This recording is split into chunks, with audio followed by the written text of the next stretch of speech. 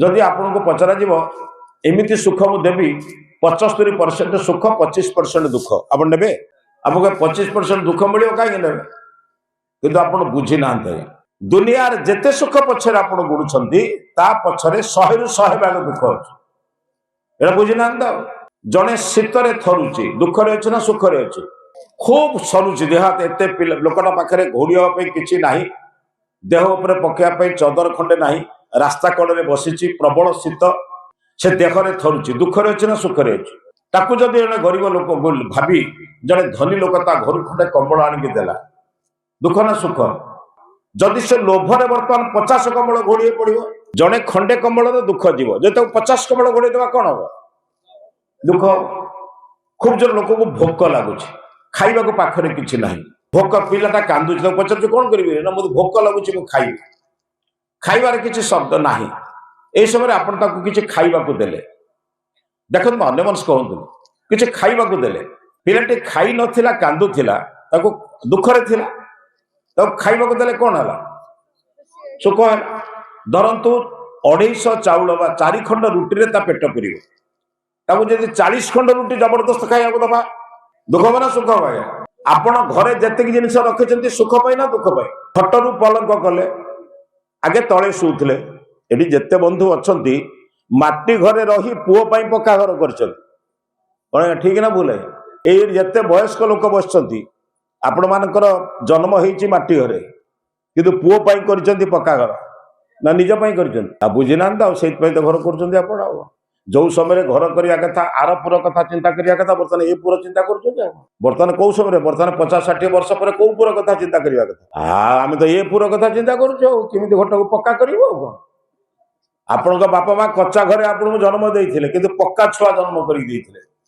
मनीष गुड़ा पक्का थे एवं पक्का घरे छुआ जन्म हेले से कच्चा छुआ ना पक्का छुआ हाँ बुझीप ना आप तेरे तो घर कर लगे 3 ताला घर 3 जन ना जहाँ घर कर सी ना किए बांगालोर के हैदराबाद रे के दिल्ली रे के कलिकता आउ से सब मिलने बर्तमान किए दुबई रे के अमेरिका रे के इंग्लैंड रे आमे घर कर आसवे कहीं आसवे कौन दरकार कथा बुझन तो जीवन में घर करने पूर्व घरे रोचा मनीष को या दुख ना बर्तमान घर कराऊँ मनीष या चिंता कर मनीष या जो योजना बर्तमान ना से घर तैयारी योजना अच्छी बर्तमान घर करने लोक पचार घर कर योजना कर बिना योजना घर कर सर गोटे 5 जन बसिले चिंता कले परिवार लोक बसिले आम 20 लाख टंकार घर करवा आपण परिवार लोक चिंतन कले आम पाखे 20 लाख अच्छी घर करवा आम गोटे इंजीनियर आर्किटेक्चर पाखे पहुंचलु सी आम गोटे कागज कलम घर करदेले से प्लान कहता से प्लान रे आप इटा आनले बाली आनले सिमेंट आनले रड आनले विभिन्न जिनिस संग्रह कले मिस्त्री को डाकिले से आप घर तैयारी कला इटाटे आणला बेले 5 लोक पचारि आनी ना जमी गले कि आने 5 लोग पचार कोटा वारंटी के ग्यारंटी के भल इटा कौन रड टा आणला बेले पचार सिमेंट आणला बेले पचार कहीं पचारे ना पैसा खर्च कर जो जिनसा कर दीर्घस्थायी हो बुझे क्या घर पर प्लान आपण घर खटटे पलंकटे आणिले कि गोटे आलमिराटा किणुच्च से आलमिरा आप किसी प्लान कर आणुच्च खाली आणुच्च किसी योजना कर कौ आलमिरा आने केते पैसा लगे कौन कर प्लान कर आणुच्च तो अच्छा ये सब को भोग कर किए गाई गोरु ना मनीष मनीष योजना कौन पचार मनीष योजना कौन से योजना विहीन मनीष गुड़ाक सब योजना फेल कर ये भारत में पंचवार्षिक योजनार अभाव ना किंतु पंचवार्षिक योजना 40% काम होनी यहीटा हूँ योजना विहीन मनीषर लक्षण ए देश में योजना विहीन लोकटी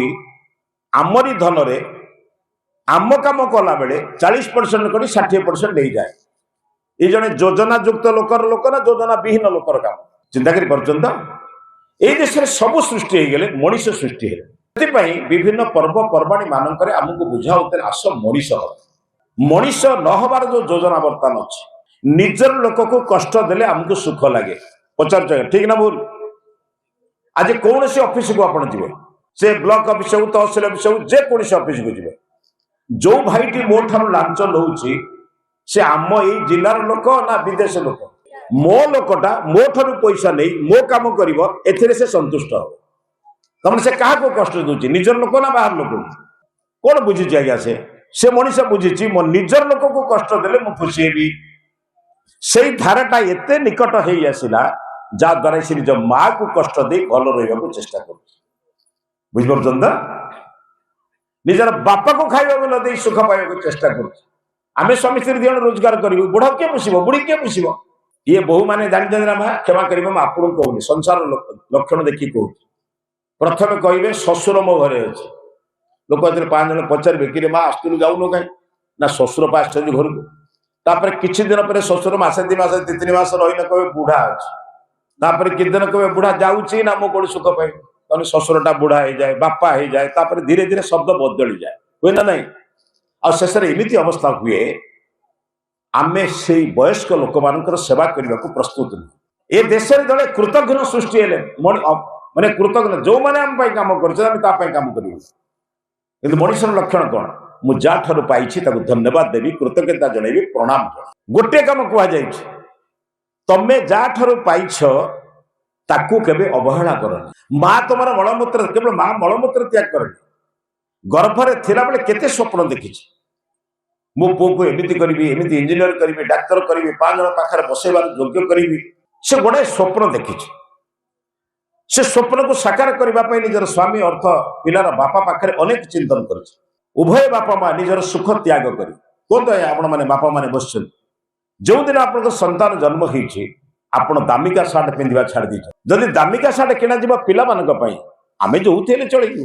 ଏ ମା ମାନେ ଅନେକ ଅଛନ୍ତି ନିଜର ଶାଢ଼ୀକୁ 3 ଥର ସିଲେଇ କରିକି ଚଳିଯିବେ, କିନ୍ତୁ ନିଜର ଝିଅ ପାଇଁ କେବେ କୌଣସି କମ୍ ବସ୍ତ୍ରର ଚିନ୍ତା କରିନାହାନ୍ତି। ମୋ ଝିଅଟା କେମିତି ଘୋଡେଇ ବସିବ, ପୂର୍ଣ୍ଣ ଦେହ ତାର ନଷ୍ଟ। ଆଜି ସେଇ ଝିଅ ଅଧା ଲଙ୍ଗଳା ହେଇକି ବୁଲୁଛି। କାହିଁକି ନା ଅଧା ଲଙ୍ଗଳା ହେଲେ ସୁନ୍ଦର ହବ, ଢାଙ୍କି ଦେଲେ କଣ ସୁନ୍ଦର ହଉନି। କଣ ବୁଝୁଛନ୍ତି ଜାଣି, ମୁଁ କୋଉ ଶାସ୍ତ୍ରରେ ଲେଖା ହେଇଛି ମୁଁ ବୁଝିନି, କେମିତି ତ ବୁଝି ଦେଇଛନ୍ତି। ଆଉ ଦେଶର ଦଳେ ବାରାଙ୍ଗନା ମାନେ ଏଇ ଚିତ୍ର ଦେଖିଥିବେ ଆପଣ ରାସ୍ତାରେ, ଦଳେ ବାରାଙ୍ଗନା ମାନଙ୍କର ଚିତ୍ର। ଆପଣ କଣ ଯଦି ଗୋଟେ ଭଲ ଜିନିଷ ଆଣିବେ ତା ଚିତ୍ର ବିଜ୍ଞାପନ ଦେବେ, ବିଜ୍ଞାପନରେ କଣ ଦେଖିବେ, କୋଉ ଚିତ୍ର? ଯେ ଅର୍ଦ୍ଧ ଲଗ୍ନ। ଆମେ ତାକୁ ଅନୁକରଣ କଲୁ ନା ସୀତାଙ୍କୁ ଅନୁକରଣ କଲୁ ନା ସାବିତ୍ରୀଙ୍କୁ ଅନୁକରଣ କଲୁ? କେବେ ସୀତା ସାବିତ୍ରୀଙ୍କ ଫଟୋରେ ବା ଦେଖିଛନ୍ତି କେବେ ଅର୍ଦ୍ଧ ଲଗ୍ନ ହୋଇ ବସିବା? ଆମେ କାହାକୁ ଅନୁକରଣ କଲୁ? ରାସ୍ତା କଳରେ ଯୋଉମାନଙ୍କର ଫଟୋ ମରା ହେଇଛି ଅନୁକରଣ କରୁଛୁ। କଣ କରିବା? ଏଇ ସମାଜରେ ବିଜ୍ଞାପନ ଯାହା ହବ ଆପଣ ତାହା ଗ୍ରହଣ କରିବେ। ସମାଜରେ ବିଜ୍ଞାପନ ବର୍ତ୍ତମାନ ଦିଆଯାଉଛି କଣ ନା, ଯଦି ଭଲ ଆପଣ ଚାହା ଟିକେ ପିଇବେ, ଗୋଟେ ଅଧା ଲଙ୍ଗଳା ଝିଅର ଫଟୋ ଦେଖିଲେ ଚାହା ଟିକେ ପିଇବେ, ଠିକ ନା ନାଇଁ?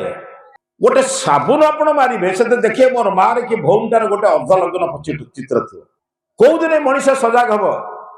ମୋ ମା ଭଉଣୀକି ଯୋଉଠି ଅର୍ଦ୍ଧ ଉଲ୍ଲଂଘନ କରାଯାଇଛି ସେ ଦ୍ରବ୍ୟକୁ ମୁଁ ଛୁଇଁବି ନାହିଁ କି ବ୍ୟବହାର କରିବିନି। ସେ କମ୍ପାନୀ ବାଧ୍ୟ ହୁଅନ୍ତା ସୀତା ସାବିତ୍ରୀଙ୍କ ଫଟୋ ଦେବା ପାଇଁ। କିଏ କରିବ? ଆମେ ତ ଚୁପ୍। ଗୋଟେ ସଂଘର୍ଷ ଆମେ କରିବା, ମୋର ମା ଭଉଣୀରେ ଯୋଉଠି ଅପମାନ ହଉଛି ସେ ଦ୍ରବ୍ୟକୁ ମୁଁ ଛୁଇଁବିନି। ଆପଣ ଜାଣିଛନ୍ତି ଗୋଟେ ଛୋଟିଆ ଆନ୍ଦୋଳନ ଚାଲିଲା, ଲବଣ ସତ୍ୟାଗ୍ରହ। ଆପଣ ହସିବେନି, ଲୁଣଟାକୁ ନେଇ ସ୍ୱାଧୀନତା ସଂଗ୍ରାମ କଣ?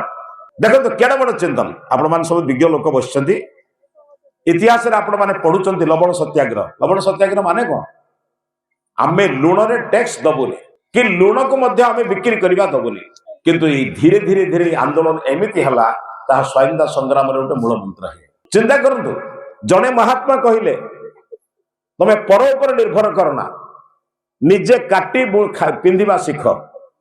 ସେତେବେଳେ ସମସ୍ତଙ୍କ ଘରେ ଦେଖିବା ଆପଣ ଅରଟ ଥିଲା, ସୁତୁଲି ଥିଲା। ପିଲାମାନଙ୍କ କଥା ମାନେ ବୟସ୍କ ଲୋକ ପଚାରନ୍ତି, ଏବେ ଆପଣ ମାନେ ଜାଣିନାହାନ୍ତି। ଗୋଟିଏ ଗୋଟିଏ ଛୋଟିଆ ବିଚାର ଏ ସମାଜକୁ ବଦଳାଏ। ଯିଏ ମୋର ମା ଭଉଣୀକୁ ଅତ୍ୟାଚାର କରୁଛି ଅନେକ ଦେଖୁଛି, ମୁଁ ତା ଘରେ କେବେ ସେ ବସ୍ତୁକୁ ଛୁଇଁବି ନାହିଁ କି ବ୍ୟବହାର କରିବି। କିନ୍ତୁ ସମାଜ ବର୍ତ୍ତମାନ ଗୋଟେ ଭିନ୍ନ ଦିଗରେ ଚାଲିଛି। ଇଏ ମଣିଷ ହବାର ଯୋଉ ଯୋଜନା, ସେ ଯୋଜନା ବର୍ତ୍ତମାନ ନାହିଁ। ଏଠି ଭାଇମାନେ ବର୍ତ୍ତମାନ କରୁଥିଲେ, କୀର୍ତ୍ତନ କରୁଥିଲେ। ମୁଁ ସେ ଭାଇମାନଙ୍କ ଭିତରେ ଜଣକୁ ପଚାରୁଛି, ଆପଣମାନେ ବି ପଚାରୁ। ମର୍ଯ୍ୟାଦା ପୁରୁଷୋତ୍ତମ ଶ୍ରୀରାମଚନ୍ଦ୍ରଙ୍କର ଗୋଟିଏ ଗୁଣ, ଯୋଗେଶ୍ୱର କୃଷ୍ଣ ଯାହାକୁ ହରେ କୃଷ୍ଣ ହରେ ରାମ କହୁଛୁ। ବର୍ତ୍ତମାନ ହଜାର ହଜାର ବର୍ଷ ପରେ ଆମେ ହରେ କୃଷ୍ଣ ହରେ ରାମ କରୁଛୁ, କାହିଁ ଅନ୍ୟ ମହାତ୍ମାଙ୍କ ନାଁ ନଉନୁ? ଏ ଦେଶରେ ମହାତ୍ମା ମାନଙ୍କର ଅଭାବ ନାହିଁ। ବ୍ୟାସ, ବଶିଷ୍ଠ, ଅଗସ୍ତ୍ୟ, କଣାଦ ନା କମ ଅଛି ବା? କେହି ତ କହୁନାହାନ୍ତି ହରେ ବ୍ୟାସ ହରେ ଅଗସ୍ତ୍ୟ କହୁଛନ୍ତି କି? କାହିଁ ହରେ କୃଷ୍ଣ ହରେ ରାମ କହୁଛନ୍ତି? ସେଇ ମର୍ଯ୍ୟାଦା ପୁରୁଷୋତ୍ତମ ଶ୍ରୀରାମ ଓ ଯୋଗେଶ୍ୱର କୃଷ୍ଣଙ୍କର ତ୍ୟାଗ ତପସ୍ୟା ପାଖରେ ବୋଧେ ଆଉ ସାମଞ୍ଜସ୍ୟ ନାହିଁ। ଅନେକ ଲୋକ ଅନେକ କାମ କରିଛନ୍ତି। ଆଜ୍ଞା, ଦୁନିଆରେ ଏପରି ମହାପୁରୁଷ ନାହାନ୍ତି, 2 ଜଣ ମହାତ୍ମା ନାହାନ୍ତି ଯେ ତାଙ୍କର ସମକକ୍ଷ ହେବ। ଗୋଟିଏ 2ଟା ଉଦାହରଣ ଆପଣଙ୍କୁ ଦଉଛି। ମୁଁ 24 ଘଣ୍ଟା କାଳ କୀର୍ତ୍ତନ କରିବି, କିନ୍ତୁ ଆଦର୍ଶ ସହିତ ମୋର କିଛି ସମ୍ପର୍କ ନାହିଁ। ରାତି ରାତ 24 ଘଣ୍ଟା କୀର୍ତ୍ତନ କରୁଥିବା ଲୋକ ତା ପରଦିନ ବାଡ଼ ବୁଝିଲା ବେଳେ ପଡ଼ିଶା ଘରକୁ ହାତକୁ ଚାକଡ଼େ ହାତେ ଘୁଞ୍ଚେଇକି ବାଡ଼ ନ ବୁଝିଲେ ତା ମନ ସନ୍ତୁଷ୍ଟ ନୁହେଁ। ଠିକ ନା ଭୁଲ ଲାଗେ? ଆଉ କୀର୍ତ୍ତନ କରି ଖୋଳ ବଜେଇ କଣ କମ ଚିନ୍ତା ହବ? ତା ପରଦିନ ବାଡ଼ ବୁଝିଲା ବେଳେ ହାତ ଘୁଞ୍ଚେଇବି। କାହିଁକି ଜାଣିଛନ୍ତି ନା? ମୁଁ ରାମଙ୍କ ଆଦର୍ଶ ଶିଖିନି। ରାତି ପାଇଥିଲେ ରାମଚନ୍ଦ୍ର ରାଜା ହେଇଥାନ୍ତେ। କୈକେୟୀଙ୍କ ଦରବାରରେ ସବୁ ବଦଳିଗଲା। ରାମଚନ୍ଦ୍ରଙ୍କୁ କୁହାଗଲା ତମେ ରାଜା ହେଇପାରିବନି, ବଣକୁ ଯିବ। ବାପା ସାଙ୍ଗରେ ଯୁକ୍ତି କଲେ। ବାପା ସାଙ୍ଗରେ କେବେ ଯୁକ୍ତି କରିଛନ୍ତି? ଆପଣ ଚିନ୍ତା କରନ୍ତୁ। ବାପା କହିଛନ୍ତି ପଳେଇବା, ବାପା କହିଲେ ରାଜା ହେଇଥାନ୍ତି, ବାପା କହିଲେ ବଣକୁ ଯିବି। ବାପାଙ୍କ କଥାରେ କାଟିବାର ମୋର କଣ ଅଛି? ଇଚ୍ଛା ଅଛି, ମୁଁ କାହିଁକି କାଟିବି? ଅଯୋଧ୍ୟା ଭଳିଆ ରାଜ୍ୟ ଚିନ୍ତା କରନ୍ତୁ, ଯୋଉଠି ହୀରା ନୀଳା ମୋତି ମାଣିକ୍ୟ ସେବକ ଭୋଗ କରିବାର ସମସ୍ତ ପ୍ରାଚୁର୍ଯ୍ୟ ଅଛି। ଜଣେ ରାଜା ଭୋଗ କରିବାର ଜିନିଷ କିଛି ରାଜ୍ୟରେ ଅଭାବ ଥିଲା ମା? କିନ୍ତୁ ବାପାଙ୍କର ଆଦେଶ, ବାପା କହୁଛନ୍ତି ମୁଁ ବଣକୁ ଯିବି, ବାସ୍ ଆଉ କିଛି ବିଚାର କରିବାର ନାହିଁ। ମୋ ବାପା ମତେ ଆଦେଶ ଦେଇଛି, ମୁଁ ବଣକୁ ଯିବି। ପିଲାର ଜୀବନକୁ ନଷ୍ଟ କରିବାର ଏକମାତ୍ର ମାର୍ଗ ହଉଛି ମୋବାଇଲ ଦେଇ ଖାଇବା। ଆପଣ ଜାଣିଛନ୍ତି ମୋବାଇଲ ଖାଇଲା ବେଳେ ପିଲା ଏକା ସାଙ୍ଗରେ ଦିଟା କାମ କରିପାରିବେନି। ଭୋଜନର ସ୍ୱାଦୁ ଆଉ ଆଖିର ଦୃଶ୍ୟ ଦିଟା ସମାନ ନୁହଁ। ଆପଣ ଜାଣିନାହାନ୍ତି? ମହର୍ଷି ପତଞ୍ଜଳିକୁ ପଚରାଗଲା ମନର ଲକ୍ଷଣ କଣ? ଆପଣ ମାନେ ଯୋଉମାନେ ବିଦ୍ୱାନ ପଢୁଛନ୍ତି ଶୁଣନ୍ତୁ। ମନର ଲକ୍ଷଣ କହିଲେ ଯୁଗପତ ଜ୍ଞାନାନୁପତ୍ତିରି ମନସହ ଲିଙ୍ଗମ।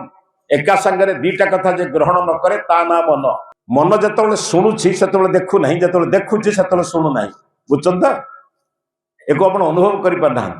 ପିଲାଟା ଯେତେବେଳେ ଖାଉଛି ସେତେବେଳେ ଦେଖୁନାହିଁ, ଯେତେବେଳେ ଦେଖୁଛି ଖାଉନାହିଁ। ଖାଉନାହିଁ ମାନେ କଣ? ଖାଲି ଜବରଦସ୍ତ ଗିଳିକି ସ୍ୱାଦୁ କଣ ସେ ଜାଣେନି।